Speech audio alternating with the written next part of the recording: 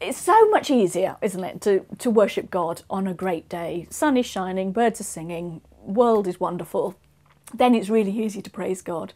It's on those grey, dull, awful days when nothing exciting is happening, the weather's terrible, you're grumpy, you haven't had enough sleep, work's not going great, family's getting on your nerves. It's those days it's very hard to praise God. You see, one of the things I think we so often forget as Christians is that what God calls us to do is to be people who notice God, to be God noticers in the world. And God appears in so many different ways, in so many different forms, always surprising, always unexpected.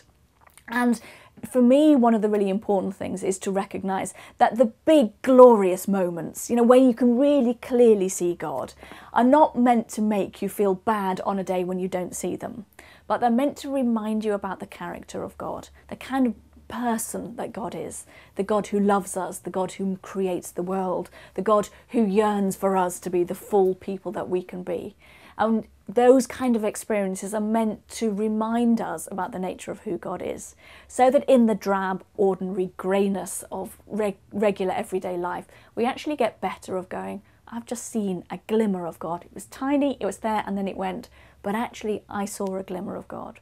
And I think that part of being called to proclaim the gospel is actually being people who are called to proclaim the little things of God in the world, that this is God at work in the grey and the everyday, as well as in the glorious, sunshiny, spectacular days.